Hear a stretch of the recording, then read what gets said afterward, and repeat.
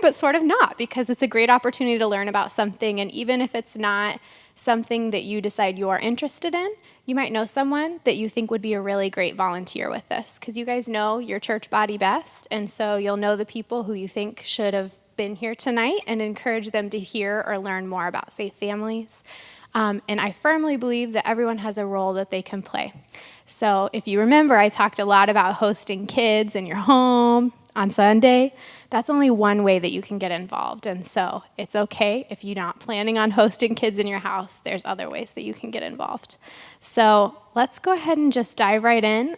There was a video I wanted to show on Sunday and didn't get a chance to. So I'm going to start with that because it gives a pretty nice overview of what Safe Families is. And then we'll go through the PowerPoint. I'll try and make it as interesting as possible, share a couple stories along the way. And then if at any point throughout we're a small group, if you have questions, ask your questions. Raise your hand. I'd be happy to answer any of them. Okay? So let's dive right in. Hospitality. What does this mean? A concierge? A good meal? A place to rest? In the original Greek, this is translated as the love of a stranger. So how do we make a stranger feel loved and a part of our church? Every day, there is a family in your surrounding community that is facing a crisis. A single mom who loses her part-time job. A dad in the hospital because of illness, and mom is the only one with income. A mom in a shelter, and her children are vulnerable. A home is flooded, and there is nowhere to live. These families end up having no one to turn to. They have no other options. For centuries, the church was the central institution those in need turned to. Yet in recent years, the church has stepped back, while other social agencies have stepped in. It's time the church began to live out hospitality the biblical way. Safe Families for Children provides the process and structure your church needs to serve families in times of crisis. How do we do it? Well, when you start Safe Families in your church, you start by educating and building an awareness that there is a need. Then you will begin to notice people that are passionate about helping others in times of need. And they become what we call ministry leads, family coaches, family friends, resource friends, and host families.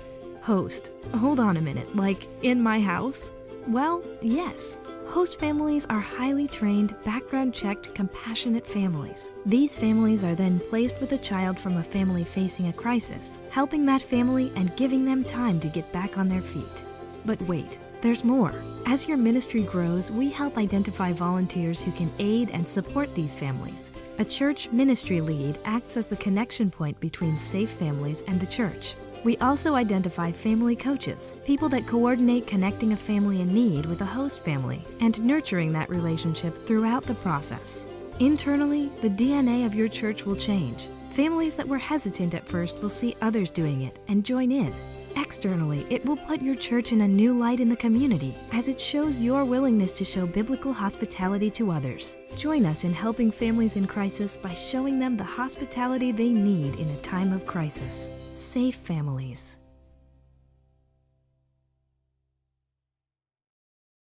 All right, so I like that video because it gives a really nice overview of not only what Safe Families is, but why it's so important.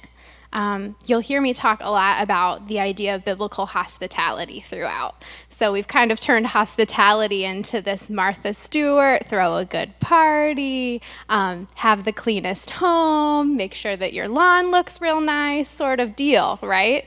Like when we think hospitality, that's what we think of. And biblical hospitality was a lot different. Biblical hospitality is the idea of welcoming in the stranger. And that was obviously a lot more common and maybe even in some ways a lot more needed back then.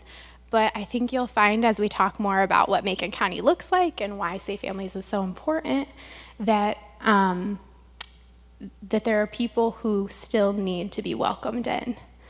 People that look like strangers, that may not look like you or sound like you, that really do need to be welcomed in. So that's what we're talking about. So Safe Families for Children mission statement is that we host vulnerable children and create extended family-like support for families in crisis through a community of compassionate volunteers. We keep children safe and then ultimately reunite them back with their families. It's a big old mission statement and we'll help break that down. And that was on your first slide. Sorry. I'm new to these clickers. Yay, okay. So the community impact of safe families is what's on this next one. I apologize, this is pretty tiny print, but I'm gonna talk through it. That's part of the reason I give you the slides, so you can take notes as I talk. And the main things that Safe Families tries to be there for is, one, we want to try and help keep kids out of the foster care system. So we want to do what's called child welfare deflection. There's lots of reasons why we want to try and do that. Some of that is because it is really hard to get your kids back once your kids go into the foster care system. Another reason is the length of time that a child spends away from their parent once they are in the foster care system, even if they do end up reunited with their parent. It's pretty long, and that affects attachment and bonding. So we want to try and do as short as possible amount of time away from where those kids are away from their parents. And then another reason is when you look at the outcomes of kids who are in the foster care system, you start seeing really high rates of high school dropout, really high rates of teen pregnancy. You see a really high rates of incarceration and mental health difficulties. All of that should break your heart. When you hear that happens, it should break your heart. And so if we can step in and try and help kids before they wind up in the foster care system and help support that parent, we want to try and do that. So that's the first reason why Safe Families exists. The second is child abuse prevention. If you guys were here on Sunday, what did I say about when stress goes up? Abuse goes up, right? And not just abuse, it's just our ability to make good decisions goes down, right? So we say things and we do things that we wouldn't normally do when we get really stressed out. And so if we can take the stress level of a parent and help reduce it, then we can make a big impact on child abuse and neglect.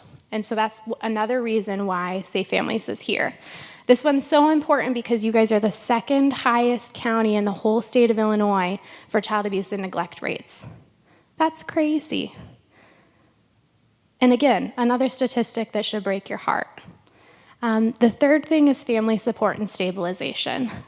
Kids want to be with their moms and dads. Even kids who are adopted down the road often have a longing and feel like there's a hole in their heart from not having a relationship with their mom and dad. And so we want to try and help families be able to stay together and be stable. And so sometimes that looks like a short period of separation from their mom and dad, but we want to try and get them back together as soon as possible. And then the last one that you see on there is there's a huge cost savings. I don't think that that's the most important thing, but when kids go into the foster care system, it costs you a pretty penny. I can tell you that much. And so if we as the church can step in, then we make a big difference in even the amount of money that goes towards the foster care system. And so that's a big community impact. That's a reason why not only you should care as a Christian, but also why the world should care about stepping in prior to children going into the foster care system. Any questions about the reasons why and kind of what we're hoping to accomplish there? Okay. This next slide is the Safe Families for Children model. I'm a visual person. Anyone else in the room a visual person? Like to have a picture instead of just words? It's helpful. And so I'm going to spend a little bit of time on this and then fly through some of the later slides because I like pictures. So in this picture, you see a mama holding a baby in the middle. And what that is the mom who gives us a call and say, hey, I need some help. I have something going on, as in maybe I'm homeless, or maybe I need to have a surgery, but I don't have anyone to watch my children while I'm hospitalized and while I'm recovering. Or maybe I have a mental health issue and I need to be hospitalized for a little while. It could be all sorts of different things that this mom gives us a call for and says, hey, I need some help. And what we want to do is not only host that child, but we want to wrap her in community. Because usually beyond just that crisis, there's another problem that we're not always great at recognizing. And that's that they don't have people who are stepping in that situation. They have people who are stepping out. And so we need to wrap that mom, that child, in community. And that's one of the church's biggest resources. You guys are brothers and sisters, right? You know how to take care of each other well. And so we want to try and wrap that mom around the same community that you already have. And so you'll see lots of different volunteer roles up there that are all really important ways that you can get involved with Safe Families. And so while I'm talking about them, just think about if any of that sounds like something you might be interested in, or if you have a friend or someone else who attends this church that you think would be good at that role. Like, start brainstorming those things. This is going to be your team. Something I haven't said is it's a church-led, volunteer-led organization. So we provide professional support, but without volunteers, there's nothing that I can do. That's just the reality. And part of that is I want the moms that we work with to be connected with real people, not caseworkers, because that's different.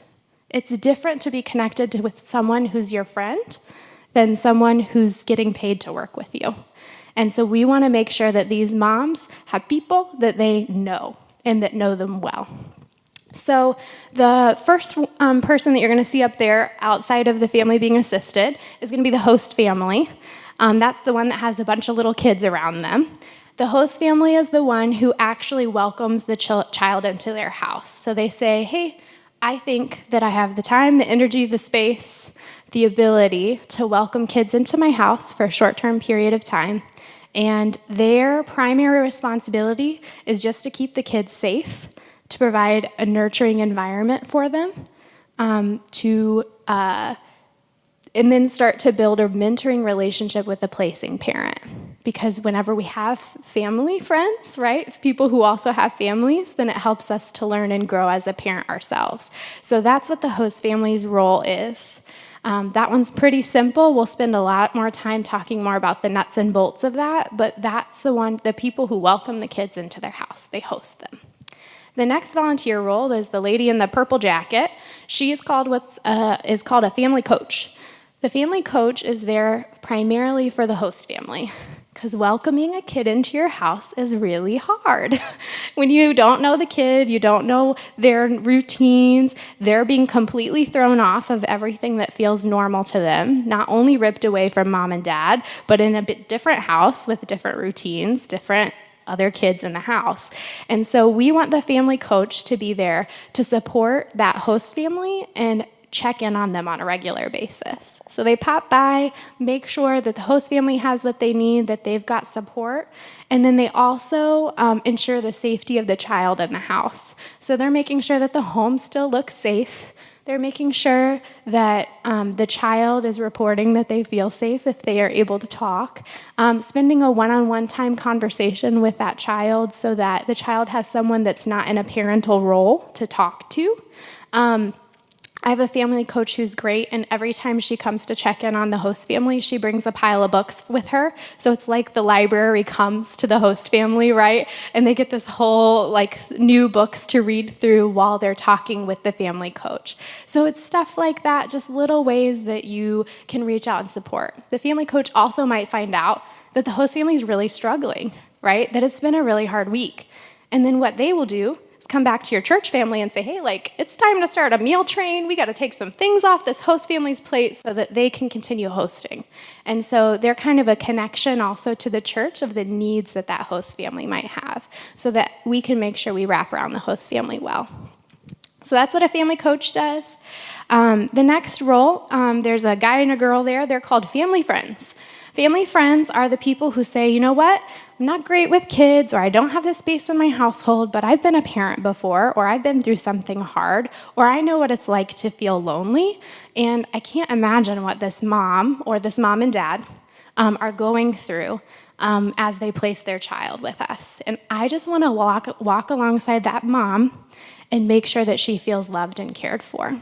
So that looks like grabbing a cup of coffee with them on a regular basis. It might be helping them run around and grab some job applications. It could be looking at different apartments with them, all different sort of things. You're encouraging and supporting the goals, but the family friend does not have to fix them, right?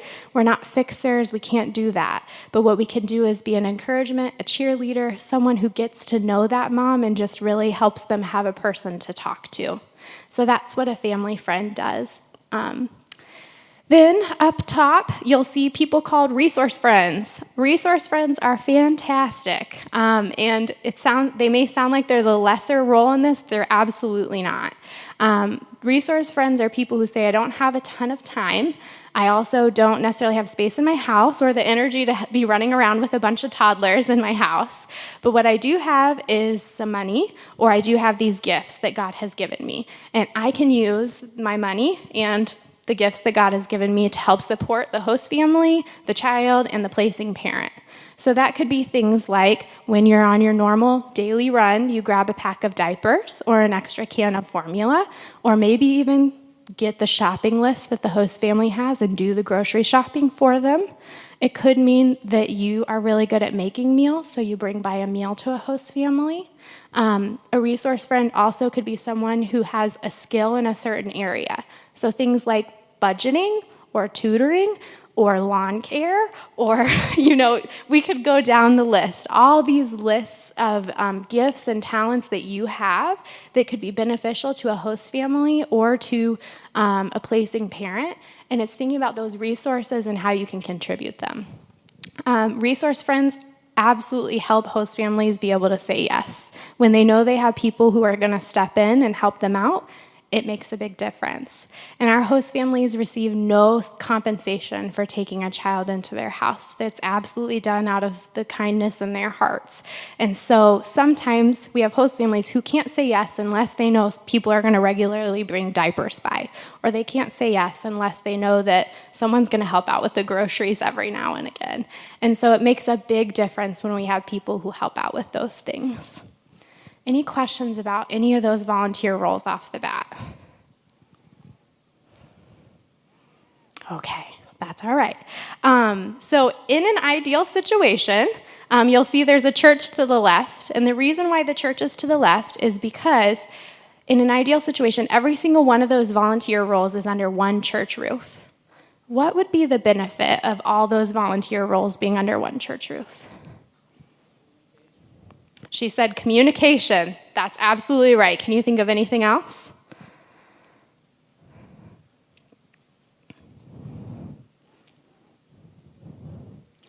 Simplicity?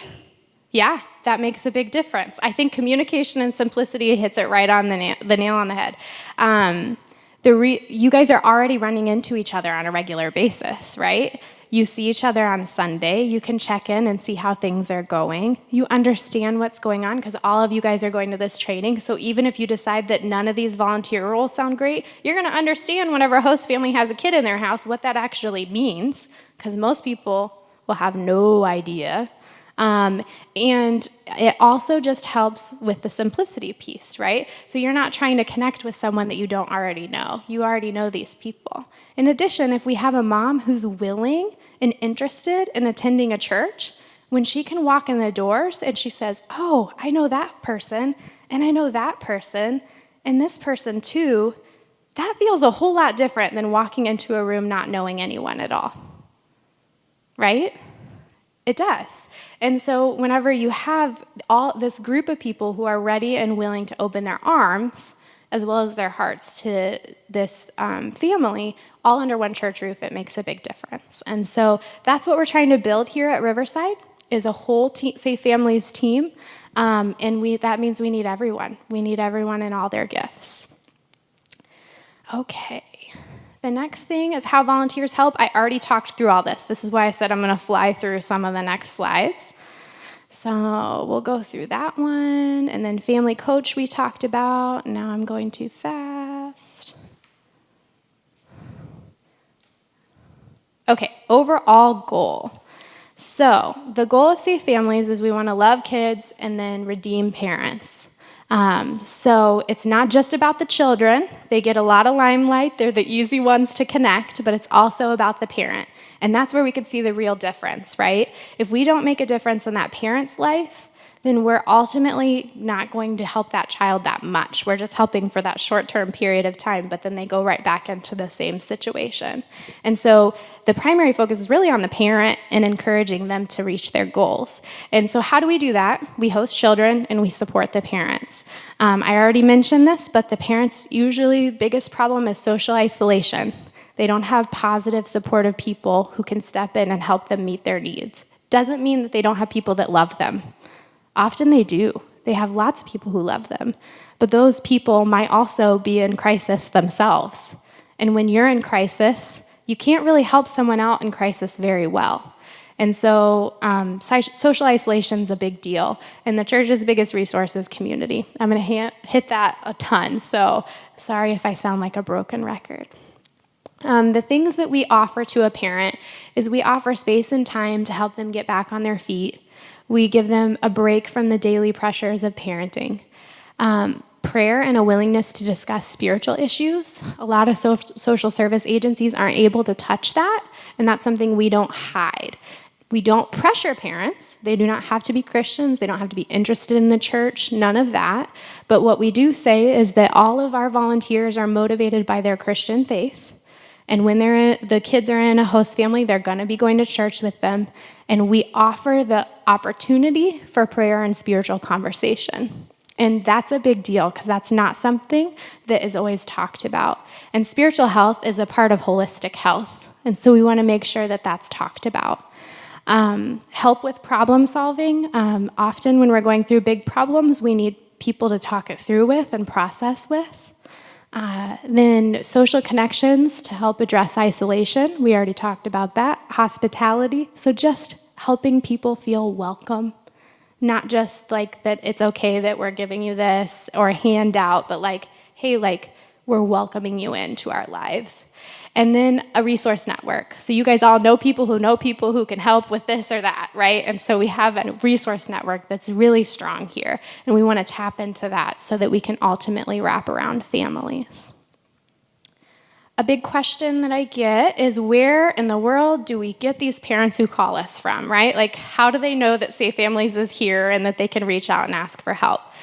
Our number one call comes from homeless shelters. So we get a lot of calls from homeless shelters. Living in a shelter is hard, but living in a shelter with children is almost impossible. Not impossible, but it's very, very difficult. And so we get a lot of calls from homeless shelters. We get calls from crisis pregnancy resource centers. We get calls from hospitals, like a social worker who knows that a mom needs to get a surgery but doesn't have a care plan for her kids. We get calls from child welfare, so DCFS, whenever they have a family who's not to the point where their kids need to go into foster care, but they know that they could use some support, then they'll give us a call. And then sometimes from schools, sometimes from other churches. Domestic violence shelters is a big one. There's lots and lots of different places that we get calls from. Another big one is word of mouth. So once we've worked with a mom and they've seen the quality of the welcome that they've been given, they're going to tell their friends. And so we often will get calls where they say, hey, I know this person, and they said that things went okay whenever I called. And so that's another place. Another thing would be mothers who are incarcerated. So sometimes we get calls from places where moms are incarcerated. We'll go to the next slide. Why do families call us? The number one reason, like I said, is homelessness. In addition to it being hard to live in a homeless shelter, it's also hard to couch surf whenever you have kids. It's pretty easy to find someone who's willing to take you in as a responsible adult who's not going to mess up their house or you're going to clean up after yourself, right? Like, that's pretty easy. But then you start talking about you and your 3 kids who are all under the age of 5 and finding someone to say, hey, it's okay for you to stay at my place tonight gets a lot harder. And so homelessness is the vast majority of our calls. The second reason that we get a lot of calls is going to be domestic violence. So we often are working with moms who are saying, hey, I need to get out of this relationship, but I'm not sure how I'm going to do that safely and also care well for my kids. So that's a big one. Another thing would be just a lack of family support. Medical is a big one. I've already hit on that one. And then mental health crisis is another reason why we get a lot of our calls. You can see a lot of other reasons up there. Again, sorry, really small print. But those are the majority of the reasons why parents give us a call. If you look at this next slide, this is national statistics. I probably should have started with this. Safe Families for Children is a national program, and it was started in Chicago. And they're now in over 60 cities in the whole U.S., and we are lucky enough to be one of those. My office is out of Champaign-Urbana, and Decatur is within our implementing radius, and so that's why we're here tonight. So when you look at these graphs, they are from national. If this graph was for Illini Christian Ministries and we were looking at the hosting outcomes for that, like where do our kids go at that point, it would say 100% of those kids either return home or they return to a relative. So sometimes they identify another person who can help them out for that period of time. That's a big deal. Statistics for foster care is it's 50-50. So 50% of the kids go home and 50% of the kids either stay in the foster care system or are adopted out of the foster care system or another option like that. And so 100% of the kids going home is something to celebrate. So praise God for that. I hope that we're able to continue doing that. And the national statistics is it's just over 90%. So over the whole United States, we're seeing a lot of success in bringing kids back home. And a lot of people want to know how old are the kids that we serve. The vast majority are under the age of 5 years old. We do get calls for older kids, but school's a big support and makes a big difference. Another thing is that caring for a needy toddler is very different than caring for an independent or more independent 7-year-old or 8-year-old, right? It's not like they can do everything on their own, but they don't need so much from you as a toddler does. So a lot of the phone calls that we get are under the age of 5. And really, if you look at that 0, 1, 2, and 3, as you can see, the bar graph kind of just goes like this. The younger they are, the more likely we are to get a call for help for them. Next slide is how many do we help? Again, this is national statistics, but we are about to helping around between 4,000 and 6,000 kids a year in the whole United States. Our local statistics are more like 40 to 60 a year. I think that, again, we're turning away families a lot because we don't have enough volunteers. And so those numbers could be a lot higher if we actually had the volunteer capacity to meet all of the needs that we get phone calls for. So we're going to move away from statistics and talk about the calling and, again, why this is so important. Does anyone have any questions about the statistics before I move on? You guys are a quiet bunch. That's okay. The next one is about our calling. So our calling as Christians is to live hospitable and generous lives. I don't think anyone would say that that's not a part of our call. We already talked about hospitality, which means what? Who remembers? Say it a little louder. Yes, love and welcoming the stranger. Perfect. So welcoming in the stranger, and then generosity doesn't just look like giving a few dollars, right?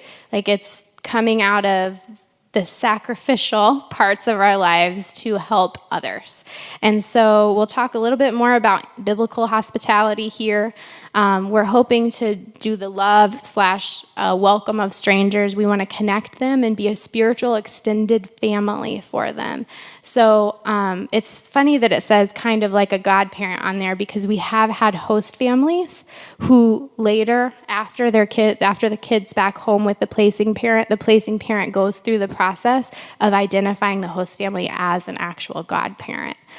We also have kids who still to this day call the host family their aunt or their uncle or their grandma or their grandpa because that's what we want it to be like. We want it to be like they have an extended family now because those are the people who generally usually step in, but sometimes those people aren't positive or aren't healthy or just don't have the capacity to step in. And so we want to create those positive extended family-like supports. And that's often what welcoming the stranger looks like. So some verses on that are what's next. In 1 Peter 4:9, it says to offer hospitality ungrudgingly. So that means to do it without being about it, right? Yes, exactly. Do we have to? So we want to do that just because that's what God calls us to do, and with joy. Hebrews 13:2 is the one that I mentioned on Sunday, to not neglect showing hospitality, for by doing some have entertained angels. I think that's beautiful. And I think that most of our host families would agree that they've had angels in their midst whenever they have a host child with them. And all those other volunteer roles that I talked about make it possible for those angels to be there. So Paul instructs Christians to pursue hospitality because hospitality doesn't always come naturally to us, right? We like to be safe. We like to make sure that we're stable, that we're secure. We make sure that we have all our ducks in a row. And welcoming in the stranger is going to inevitably mess all that up. It is, and often in an amazing way. But I'm not going to lie to you and say that it's easy, because it's incredibly difficult and it's very messy, but it is what we're called to. And so the reason why we have to pursue it is because it doesn't always come naturally to us. I will say, though, the more that you do it, usually the more in the groove that you get with that.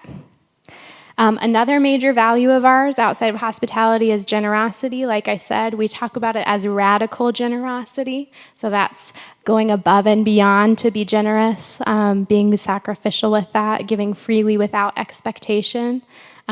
Sometimes we host kids and we never get a thank you from a parent. That's okay. That's not why we do it. Being open-handed with what has been provided to us.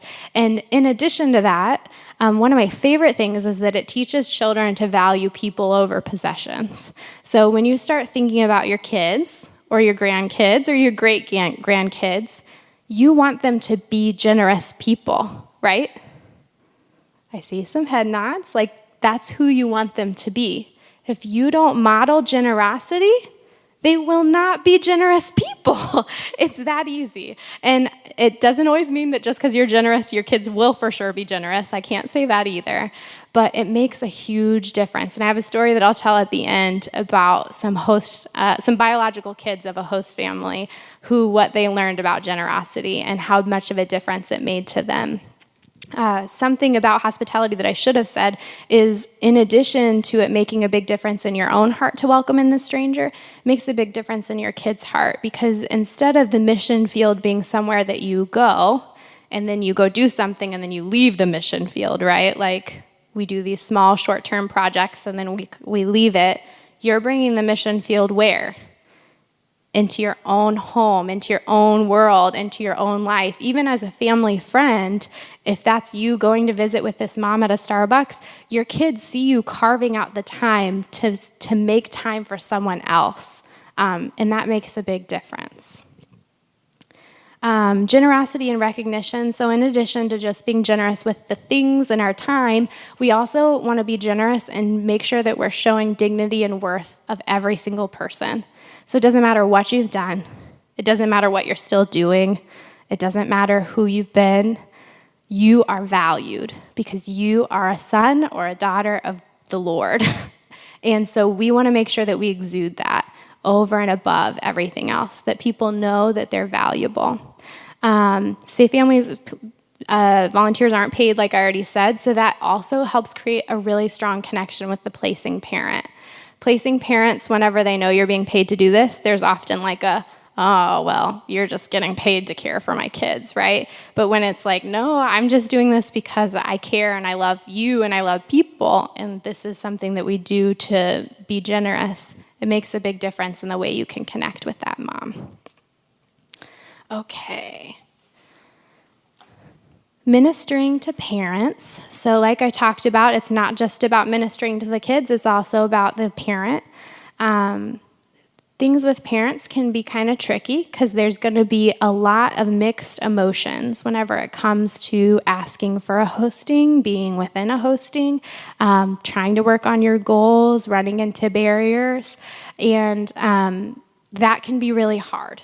So often you're going to see mixed emotions, and that's going to look really different depending upon every single parent that we work with. So sometimes we have parents who are almost always over the top grateful, just so thankful. They exude that. They tell you over and over how thankful they are for the help that they're receiving with their kids and with the relationships they're building. And then some parents, more often than not, exude a lot of jealousy because they're not getting to care for their kids and they want to be. They wouldn't have reached out to us otherwise. So it can be very hard for the host family to see milestones with your child. Like you might get to see them walk for the first time or say their first word, or they might call you mom just because that's the role that you're in. And those things can create a lot of jealousy. More often than not, we see parents who fluctuate, right? Sometimes they're going to be really grateful, sometimes they're going to be really jealous, and sometimes they're going to be in between. And our role is not to pass judgment on that. It's okay for them to be within both of those things as long as there's respect being given. Trusting and distrustful. This is a really big one. A lot of the parents that we work with have been given no reason to trust you, no reason to trust me, and no reason to trust really anyone or any system or any process because everything that they've ever known or loved has failed them in some way, shape, or form. It could be that they were not taken care of by the people that they needed to be taken care of, that a social service promised something and then didn't follow through with it. It could be a whole myriad of things, but trust is usually really difficult. One of the things that happens in during hostings that's the most powerful is when you see a parent starting to trust you. That's a huge goal, and it's not usually something that gets written down, right? Like it's not going to say, my first goal is I want to learn how to trust people. Instead, what it's going to say is, I want to find housing. Well, housing may not be found always, but if we can help a parent learn how to trust, that's a really big step in the right direction. So trust is a big one. Sometimes that's going to look like being really controlling and saying, hey, whenever you put them in the car seat, make sure that they have on this blanket and that blanket and they can't go anywhere without this and make sure that they get woken up at this time. Like all these very specific things and making sure that their child's being provided for in the way it needs to be provided for. Lots of different things. Relieved and anxious, that's kind of the same as the grateful and jealous, right? There's going to be a lot of relief that they're no longer having to worry about the extra pressure of making sure their kids are safe and well taken care of. But there's also going to be a lot of anxiety in that they're not the ones making sure that their kids are safe and taken care of. They just said, hey, stranger, take my child, make sure that they're safe. That's really anxiety-provoking. I'm sure if you guys are thinking about that with your own kids or with your grandkids or with even a niece or a nephew, a stranger taking care of them instead of someone that you know, that's pretty anxiety-provoking. And so you're going to see both of those things. Demanding and intimidated, that's another one. So the needs of a parent are important for us to understand so that we can help meet their needs. And this is, when I say needs of parents, like I mean you guys too, right? Like I don't just mean the parents that we work with. We all have needs. We all have things that we need help with. But the parents that we usually come to us, social isolation, homelessness, medical or health challenges, unemployment or financial challenges, mental health needs or substance abuse. Those are all really big ones. So our goal is always to empower parents. That means that we're not going to do for them. We're going to encourage them and advocate for them and help them to be able to take the steps that they need to take. We want to help them develop the skills necessary to care for their child. We want to listen to, encourage, reinforce, and respect the parent from the beginning all the way through to the end. We want to encourage them to participate in any decisions that they can that affect their child. So that means instead of saying, oh, your kid's sick, I'm just going to take them to the doctor, it's, oh, your kid's sick, let me call mom and see what mom thinks, and then we'll take them to the doctor together, right? Because mom can still take their kid to their doctor even if they're not in the home. Or you might think the kid needs a haircut, but haircuts can be a really big deal, and so maybe you need to check in with mom to make sure that the haircut needs to happen. Or respect that they say a haircut needs to happen even though you don't think a haircut needs to happen, right? So there can be lots of little ways that we can help a parent still parent even whenever they're not the ones that are taking care of them 24/7. We don't want to take any of those things away. We want to recognize their skills and efforts to cope with difficult life circumstances. So the more that we can encourage and empower, then the more that they're going to feel equipped whenever their kids are back home.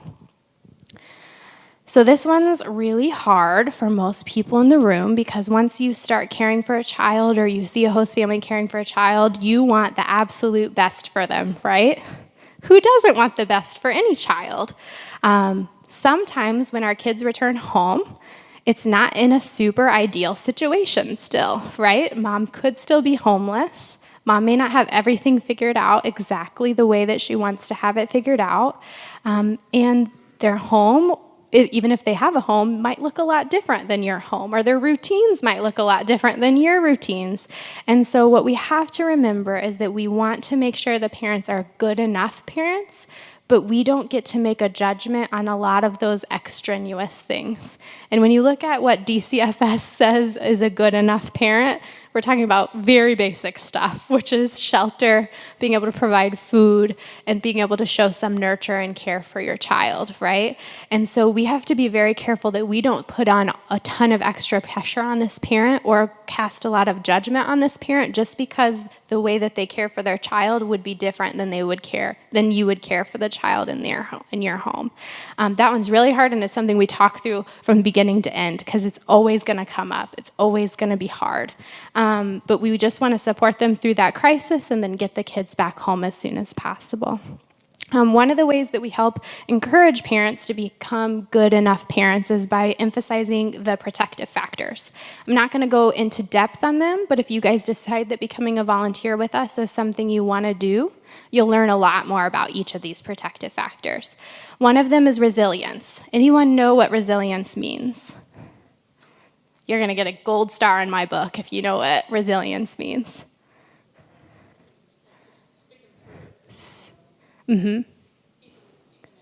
Sticking through it and keeping at it.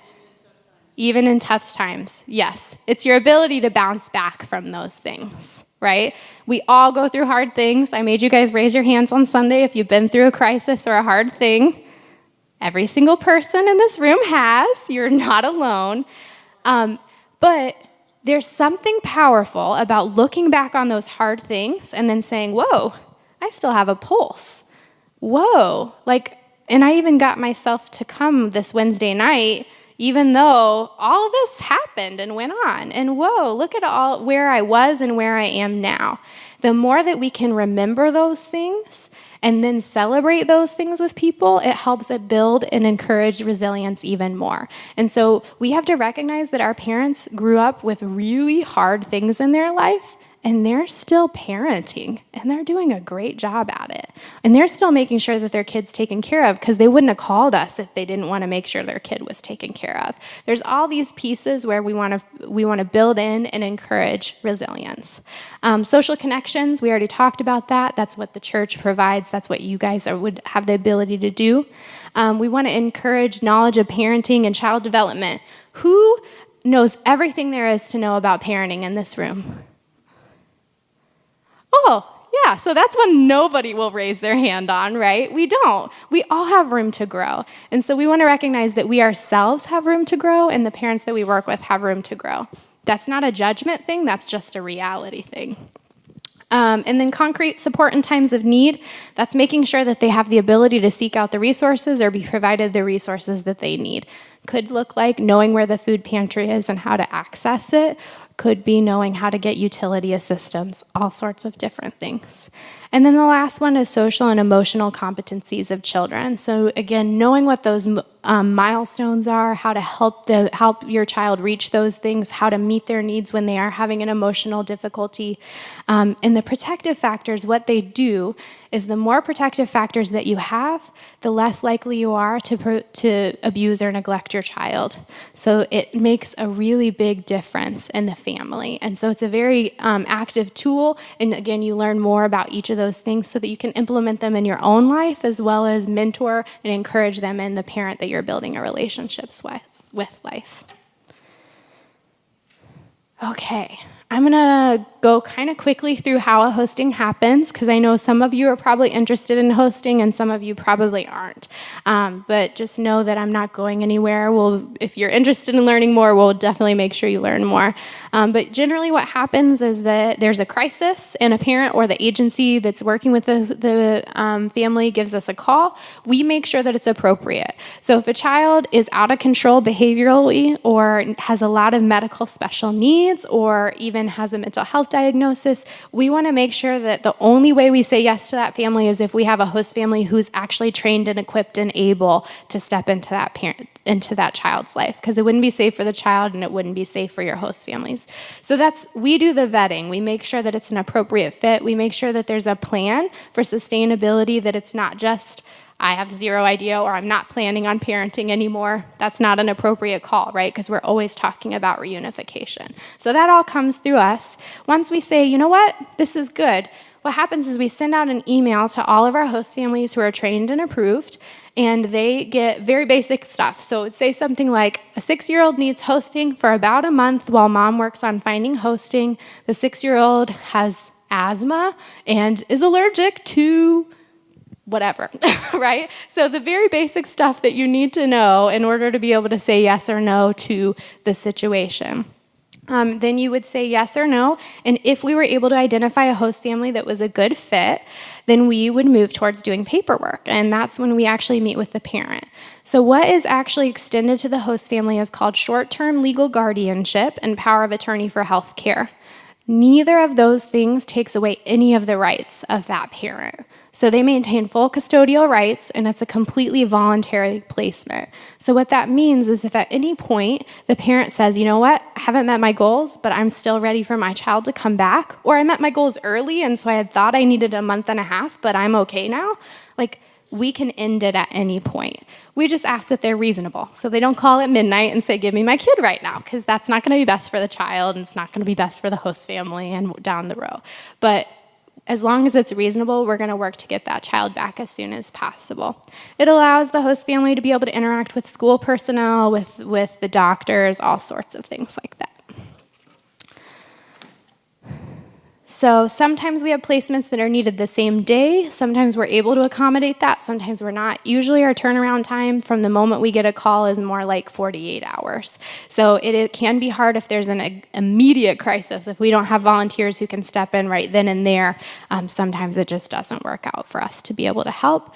And the estimated length of time, we do our best to estimate that based on the goal and where the parent's at with stuff. Our average length is about a month and a half. So that would be, it's a decent amount of time, but it's not crazy long. But we've had hostings as short as 48 hours, and it can go all the way up to 365 days, but we can't go beyond a year. It would be very rare that we would make a plan for a year. We want to try, again, keep that as short as possible so we can minimize the trauma that child is experiencing in your home. So that's a little bit about that. Transportation, that can be lots of different ways that we meet up and actually get it started. We already talked about the why we host. If you're sitting here thinking about hosting or even providing respite care, which is like when you say, hey, I could help out on the weekends if the family's traveling or something like that, but I couldn't do a month and a half. That's not possible. You might be thinking, well, what do I do if something goes wrong? Or what do I do if I feel like I'm in over my head? Or what am I supposed to do if the child is having a problem? Well, again, in the same spirit as that parent is not alone who reached out and asked for help, you as the host family aren't. And so you have your family coach.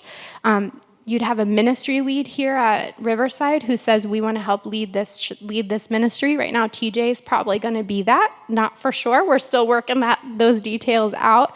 And then you would also have us. So again, you're never alone. It is a professional supported organization. So it's not just that it's you guys and you guys are out on your own. I train you, approve you, and then we're done. We continue to support you throughout whenever you're experiencing a difficulty in your home. In addition to ministering to the parent, we want to minister to that child. I have a really beautiful story that I'm going to tell. I'm going to kind of take a break from the PowerPoint for a minute. So there were 6 girls who were in a hosting together in different homes, and this was actually a Decatur hosting. The mom was from Champaign. It was complicated. Don't need to go into all the details, but the hosting was ending, and it was pretty anxiety-provoking for these children. They'd been in the hosting for a few months, and it was kind of scary to think about going back with mom, because when they were last with mom, it was chaos, right? There were not a lot of pieces in place. They weren't sure where their next night was going to be, where their next meal was going to be. And so she had twin 3-year-olds, and then there were 4 other kids too. So it was a lot of kids. And these twin 3-year-olds, I was bringing them home and ending this placement. And, encouraging them. Mom had things together at that point. It wasn't perfect, but again, she had a safe place for them to be. It was going great. And so these kids had gotten to know me pretty well because I was helping with visits and stuff like that. And they could tell when I was getting ready to actually leave, right? So I brought them to mom. We signed ending paperwork. It was like a happy moment. We moved all their stuff in. But then there was some anxiety whenever I'm getting ready to leave, because then that means that they're staying. And so I said, why don't we pray? And so we prayed together, and one of the girls at the end of this kind of starts getting tearful and is kind of getting really worked up about this situation. Well, the other twin started singing "Jesus Loves Me" in the midst of this situation. And then the girl who's crying starts singing "Jesus Loves Me" with her twin sister. And so in the midst of this really difficult transition, and they were going to have more difficult transitions because that's a part of life, they knew that Jesus loved them. And that's what they walked out of this hosting with, in addition to so much more, but that in and of itself was a huge deal. And so that's because the host family poured those songs into them, right? And they went to church for a long time, and they learned all these things that helped them know that they have dignity, value, and worth. And so a child's perspective can be just as confusing as our parents. They might have a lot of joy because you might have a lot of fun new stuff in your house that they didn't have at their other place, right? You also might be just able to be more attentive than their mom was, and so they might be eating that attention up. But there also could be a lot of confusion and a lot of anxiety because their whole world just got turned upside down. There can be grief, because it's like they lost mom and dad, or even some of their other social supports, like if they had a neighbor down the street they spent a lot of the time with, they're not getting to spend time with that person while they're in your home. Anger, and then there also can be relief, right? Like they also recognize that they're not going anywhere, that they have a bed to lay their head down at night, they know that their next meal is coming. Guarded, open, anxious, confusion. There's lots and lots of emotions that our children can experience when they're in a host family. There's loss and grief, like we just talked about, and we have to give them permission to grieve while they're in the hosting, but also remind them that mom's not going anywhere. A lot of our host families take time to pray for the moms at every single opportunity that they can. They're talking about mom. They're not shy about it. It's always, hey, can't wait for you to see mama, or I can't wait for us to go to this visit, or even when there's a clear time that it's going to end, starting a countdown so that the kid knows that they're going to go home to mom. So those are things that we talk about. And just like the initial transition into the home can be difficult, transitioning out can also be really difficult because, again, you're throwing their world for a loop, kind of like I already talked about. And I talked about different ways that we can honor the placing parent throughout that time and encourage the child that they're going to be safe. One of the great things about safe families is that you get to maintain contact past the placement ending. And so what that means is that often our kiddos and our parents continue relationships with the host families and family friends that they met. That means that they do have things like aunts and uncles, grandmas and grandpas. They know that when they're going through something again in the future, they have people that they can call. They're no longer socially isolated. They have people, and it makes a big difference. It doesn't always happen. I have to be honest about that. Sometimes our parents, once the hosting's over, it was so painful that it's easier just to completely disconnect from all those people. And that happens. It doesn't happen a lot, but it does, and I like to be honest about that. Repeat placements certainly happen whenever a parent goes through something hard again. We view that as a strength that they reached back out for help and didn't just wallow in the midst of it, but we make sure that it's an appropriate fit. And so I know we're coming towards 8 o'clock, so I'm going to wrap things up. If this is something that you are saying, I really feel like I could do something, it may not be hosting, it may be hosting, it could be this other thing. There are cards up here that have different ways that you can get involved, and I'd love for you to fill one out. It would give me a chance to follow up with you after this. It says ways you can get involved, and one of them is being a host family or a family friend or one of the other volunteer roles I talked about. But it also talks about donating to our organization so that we can keep doing what we do, praying for us on a regular basis because we value that. Or even if you think of something else that I haven't talked about that you're like, I think this would be really good for this ministry, it gives you an opportunity to write that. So I would love if you would just take a moment to fill that out before you go. They have my contact information. I also have business cards and brochures out there that have my contact information, so you can follow up with me. And I always like to leave on a good note. I'm not going to have time for that story, but those 6 girls that I talked to you about, they were in placement for almost a whole year. It was a very, very long time, and there was a transition in between where they went home, but then they ended up back in a host family. And by the end of this time, you can see these 6 girls. There's only 5. Do you guys see the hat poking out the side of the girl, of the mama? Yeah, there's a little baby in her arms. So there are 6, even though you can't see it. This mom wrote a beautiful testimony of how Safe Families made a difference in her life. And I think the why and hearing it from actually one of our moms makes a big difference. And this is what she said. I want to start off by saying Safe Families has helped me so much with my 6 children. Without this program, I don't know where my children would be.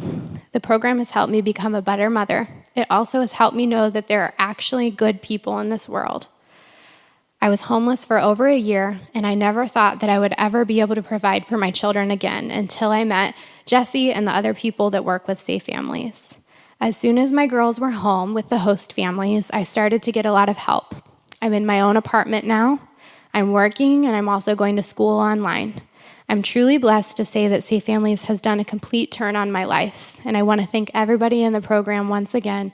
Me and the girls love you all so much. The things that are powerful about that testimony to me are 2. One is that she said she knows that there's good people in the world. She didn't know that before, and now she does. Knowing that there's good people is a pretty close step to knowing that there's a good Jesus in the world, right?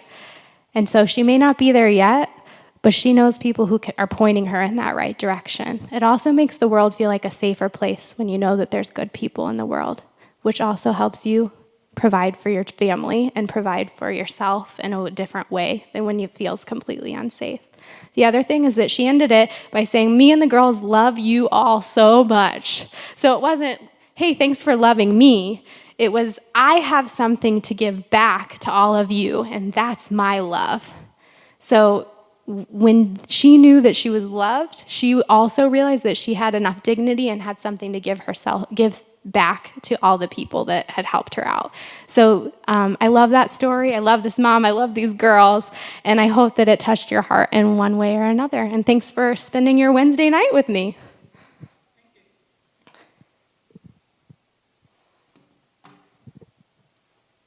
Thank you, Jessie. Let's go ahead and give her a round of applause. Thank you, Jessie. I don't really know what the genesis of Riverside getting involved with ICM was. I know TJ got some information or something, and then he started talking with Rob and Rhonda about ICM, and as soon as they found out that we were even interested in it, their eyes got about this big around. So it was really cool to see, and they recognize that there's a huge need for people in the church to get involved in this ministry.